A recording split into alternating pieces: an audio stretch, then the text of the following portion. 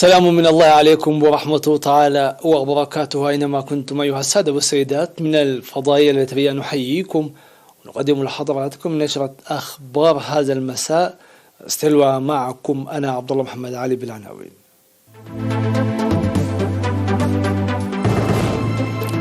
إصابة 18 مواطنا بفيروس كورونا.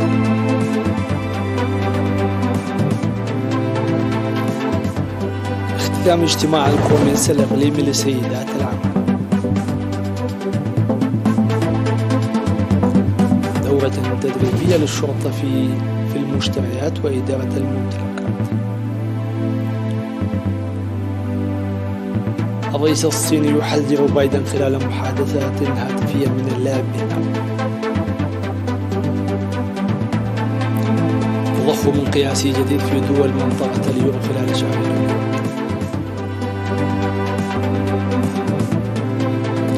بيع هيكل عظمي كامل لديناصور بمزاد العدد.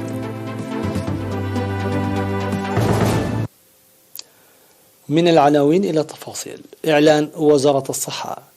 أعلنت وزارة الصحة أن الفحوصات التي أجرت اليوم السبت في الإقليم الأوسط أظهرت إصابة 18 مواطنا بفيروس كورونا، وكانت 3 إصابات من درافولا و2 من كل من فيلاجو وقجرت وكرن وعدغيح، وواحدة من كل من عداق عربي ومايتمناي وقدايف وسنبل ومباغاليانو وغزاباندا وترونا.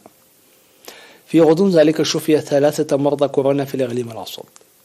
بهذا بلغ عدد المصابين بكوفيد 19 في البلاد حتى الآن 10,032، شفي منهم 9,797 وتوفي 103 مريض، فيما يتلقى 132 مرضى الرعاية الصحية في المستشفيات. وزارة الصحة 30 من يوليو 2022.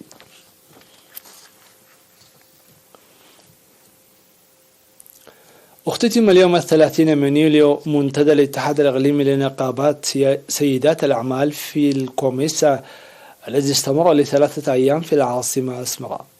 وتفقدت المشاركات في المنتدى من دول إريتريا والسودان والصومال وجيبوتي وزامبيا يوم 29 من يوليو برامج التنمية عامة في الإقليمين الأوسط والجنوبي وجهود رفع قدرات المرأة اجتماعيا واقتصاديا ومشاريع المرأة.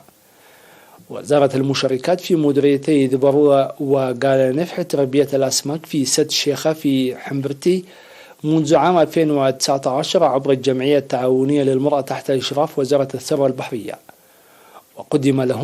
وقدم لهن مسؤول مكتب وزارة الثروة البحرية في الإقليم الأوسط السيد جيساوتوكو شرحا حول المشروع. كما قدم المدير العام للمعهد الوطني للأبحاث الزراعية في حلحلة السيد سقاي برهانة توضيحا للزائرات بشأن الأبحاث والتجارب الجارية على المزروعات والنباتات وحماية التربة ومواد النباتات والمواشي. كما زارت المشاركات في المنتدى مصنع أزيب لمنتجات الألبان وتفقدنا عمل المصنع ومنتجاته وزرنا سد مسلام. وبحث منتدى اتحاد نقابات سيدات الأعمال في الكوميسا لمنطقة القرن الأفريقي الذي افتتح يوم 28 من يوليو بحث سبل تمكين المرأة اقتصاديا ووضع مقترحات تساعد في ذلك.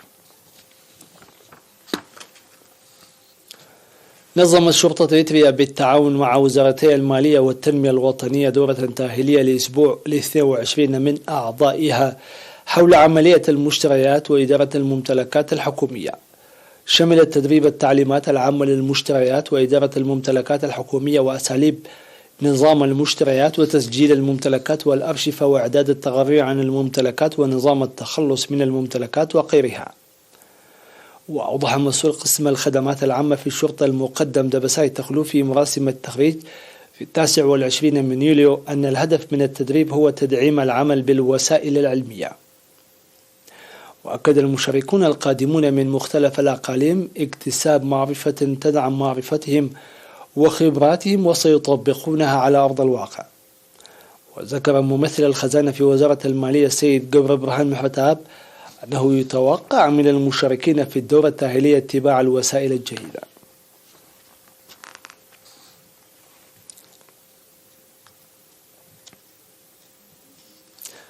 دعا قسم النقل البري في الإقليم الجنوبي أصحاب السيارات والسائقين لفحص السيارات لضمان جودتها والحد من الحوادث. جاء ذلك خلال الفحص السنوي للسيارات الذي يقوم به القسم من 21 من يوليو في مدن مندفرة ودق محار وعد الريح. وأوضح مسؤول النقل البري في الإقليم الجنوبي السيد محري هبتي أن الفحص الداخلي والخارجي لجودة السيارات يشمل الشاحنات والسيارات الخاصة والدراجات النارية. وذكر مسؤول الفحص الفني للسيارات السيد محرتاب هيله أن التركيز الأساسي هو المحرك والمكابح والإضاءة والأجزاء المتحركة والجزء الشاحن في السيارة، ويطلب من أصحاب السيارات إصلاح النواقص للفحص مرة أخرى. وقال أن أخذ قطع السيارات من الآخرين لتجاوز الفحص الفني ثم إعادتها عمل غير مسؤول ويعرض سلامة السائق والركاب والآخرين إلى الخطر. وأفاد القسم القيام بالمراقبة والمتابعة المستمرة لمدارس تعليم قيادة السيارات في الإقليم الجنوبي.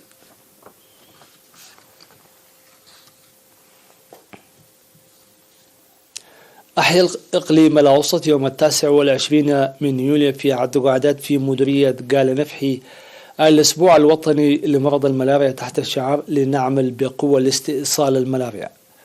وأوضح مسؤول مكافحة الملاريا في مكتب وزارة الصحة في الإقليم الأوسط السيد كبراب تسفى ميكائيل في المناسبة أن الأسبوع الوطني للملاريا يتم إحيائه سنويا من 25 وحتى 31 من يوليو على مستوى البلاد، قائلا أن الجهود المبذولة لاستئصال الملاريا ضمن الخطة الموضوعة من عام 2016 وحتى 2030 مكنت من خفض الإصابة بالملاريا في الإقليم الأوسط من عام 2018 وحتى 2021 من 14 إلى 15، وأشار إلى توزيع أكثر من 14 ناموسية للحوامل من عام 2018 وحتى 2021 بالإضافة إلى أكثر من 60,000 ناموسية مجانا من عام 2017 وحتى 2020 في مناطق استيطان الناموس ضمن جهود مكافحة الملاريا. وذكر أن الفحوصات التي أجريت على حوالي 39,000 شخص في المؤسسات الصحية أظهرت إصابة 947 مواطنا بمرض الملاريا، 92 منهم مقيمين في الإقليم الأوسط و855 مسافرين قادمين من أقاليم أخرى. ودعا ممثل مكتب وزارة الصحة في الإقليم الأوسط السيد هبتة قبر مسكال العمل المنسق فرديا وأسريا ومجتمعيا لاستئصال كامل للملاريا. من جانبها أوضح مسؤول الخدمات الاجتماعية في مديرية قال نفح السيد أمانييل سيوم أن مرض الملاريا القاتل يحدث أضرارا اجتماعية واقتصادية على المجتمع، داعيا سكان المديرية لتعزيز دورهم لمكافحة مرض الملاريا. أحدثت العواصف المطرية في ضاحية عد كولوم وقش ناشم في الإقليم الأوسط ومدفأ والتا في الإقليم الجنوبي وقرعوبل في إقليم عنسب الأضرار في المنازل والممتلكات والمزارع. وأفاد مكتب وزارة الزراعة في مديرية سرجاغة أن العواصف المطرية المصحوبة بالثلوج التي هطلت يوم 29 من يوليو في قش ناشم لأكثر من ساعة ضرت جزئيا ودمرت مزارع القمح والذرة الشامية والبرسيم والفل واقتلعت الأشجار الكبيرة.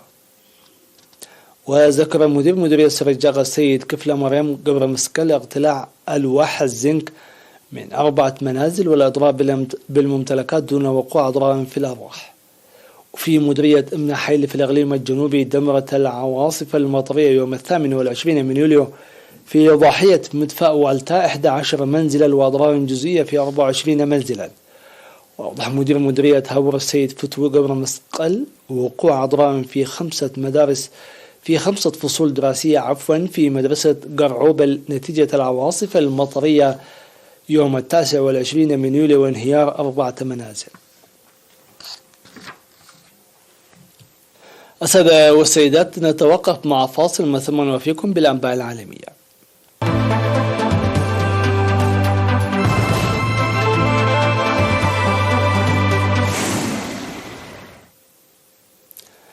أجرى جو بايدن وشي جين بين محادثات هاتفية صريحة ومعمقة استمرت ساعتين، حذر خلالها الرئيس الصيني نظيره الأمريكي من اللعب بالنار بشأن تايوان، فيما أكد بايدن أن الموقف الأمريكي لم يتغير بشأن الجزيرة. وقال شي لبايدن كما نقلت عنه وكالة أنباء الصين الجديدة من أن من يلعبون بالنار سيحرقون أنفسهم، فيما تهدد بكين منذ أيام عدة بعواقب في حال مضت رئيسة مجلس النواب الأمريكي نانسي بيلوسي في مشروعها لزيارة تايوان. وأكد البيت الأبيض في بيان صدر بعد محادثات هاتفية بين الرئيسين استمرت لأكثر من ساعتين أنه على صعيد تايوان شدد الرئيس بايدن على أن سياسة الولايات المتحدة لم تتغير وأنها تعارض بقوة جهود الأحادية لتحقيق الوضع القائم بتقويض السلام في مضيق تايوان.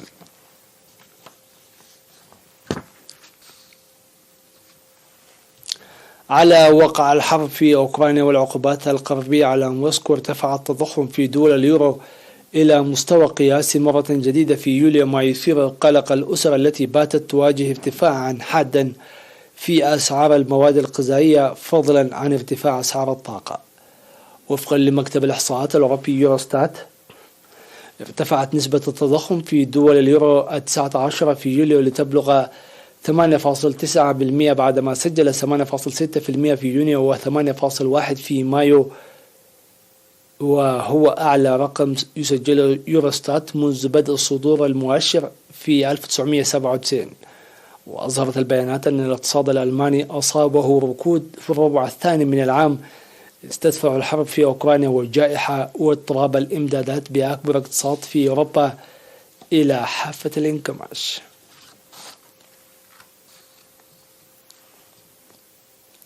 ستعيد فنزويلا وكولومبيا علاقاتهما الدبلوماسية على مستوى السفيرين ابتداء من 7 أغسطس المقبل، تاريخ تولي الرئيس الكولومبي الجديد غوستاف بيترو مهامه حسب ما أعلن ممثلا البلدان.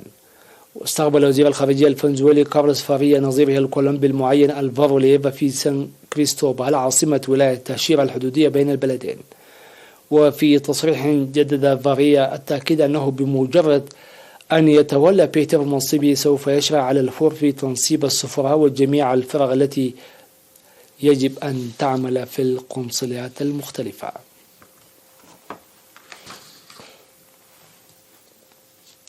أعلنت دار سوبيس للمزادات في نيويورك أن هيكلا عظميا كاملا لغورغوسور، وهو نوع من الديناصورات آكلة اللحوم ينتمي إلى نفس عائلة تيريكس، وعاش قبل أكثر من 77 مليون سنة، وبيع بنحو 6 مليون دولار ضمن مزاد علني. وأشارت دار سوبيس إلى أن هذا الديناصور أصبح أحد أغلى الديناصورات التي بيعت ضمن المزادات على الإطلاق، مع أن السعر الذي حصل عليه هو أقل بكثير من السعر الخاص بالتيرانوسور ريكس الذي بيع ب 31.8 مليون دولار في مزاد نظم سنة 2020 في نيويورك.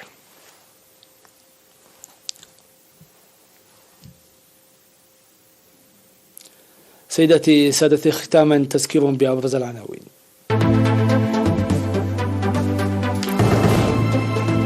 إصابة 18 مواطن بفيروس كورونا.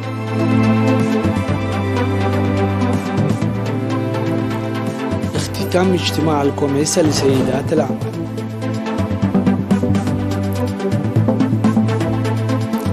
دورة تدريبية للشرطة في المشتريات وإدارة الممتلكات.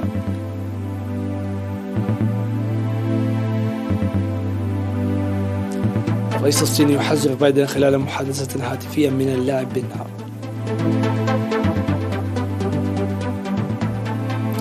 تضخم قياسي جديد لدول منطقة اليورو.